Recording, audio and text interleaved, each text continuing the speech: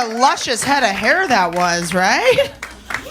All right. Are you guys, the next comedian has an even more luscious head of hair. Can you believe that? Isn't that insane? Like, can you even imagine what that would look like? You can't, because it's amazing. Give it up for Darren Carter, the party starter! Lovely, luscious hair.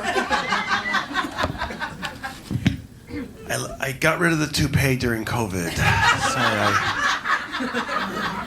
she hadn't seen me since. That was my thing. I had, how as a comic you have to have a thing, and that was my thing. I would tell a joke, and then the crowd would laugh, and then I'd be like, I'd do a hair flip, and I'd be like, ah, like that. And then sometimes, like on the weekends, not during the weekday, but I would do it for you guys. But during the weekdays, I wouldn't do this. But on the weekends, mostly the early show, I'd have a fan blowing right there, so I get a little Beyonce action. Like I was Michael Jackson. I'd be like, punchline, hee hee. Yeah, I was sponsored by a gel company and a mousse company as well. So I lost those sponsorships. I said, I'm getting rid of this toupee. It was kind of dumb, too. I was paying for a red toupee. You don't really see that these days. People, they're like, I want my original color. So I paid for like a ginger, like orangish toupee. Most people wouldn't do that. Would you pay for a red toupee? No, see.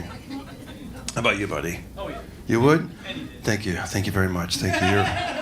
You're very positive. I like that. He's like, I'm here to support. Front row. Let's do it. That's good, guys. Hi, I'm Darren Carter, the party starter.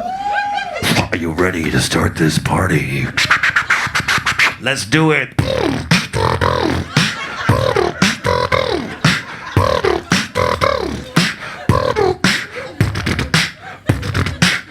It's like all dudes here, man. Are we?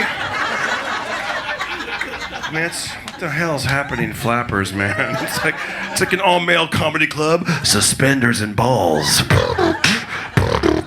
Plaid shirt and balls. He's like, come on, give it to me. What do I got? A Fitbit and balls. A Scooby-Doo shirt and balls. Like, wow. Zoinks. I got nothing.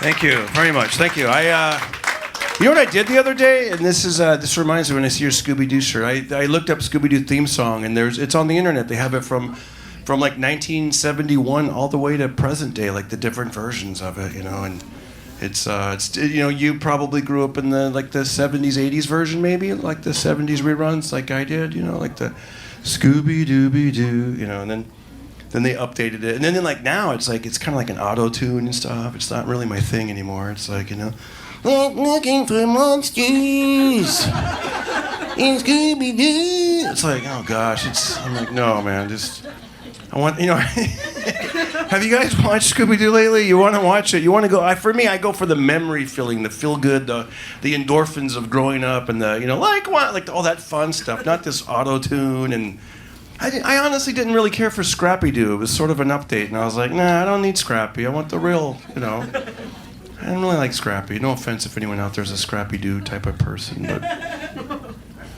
thank you. Thank you so much. Never wear that shirt again. It leads me down a road of awful material.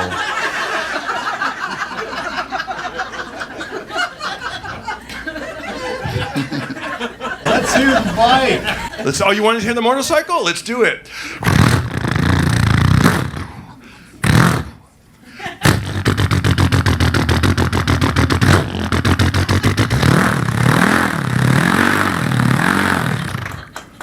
How was it? Was that good? I don't know.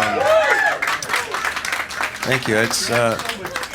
Thank you. I know, dude. I do the Griffith Hill. I do the Griffith Park. I run the hill, and I think they've added a limiter on the speaker because usually it blows out the speaker, but it sounds better. But right now, I think when you go to a certain level, I think it cuts it off. But I couldn't, or maybe there was a monitor here somewhere. I don't know. Let me do it again. Because I played this really cheap place last night out in Temecula. And it was, oh man, it was good. But then again, they probably didn't give a shit about the audience's hearing, so. But I was just I was getting in. I was like,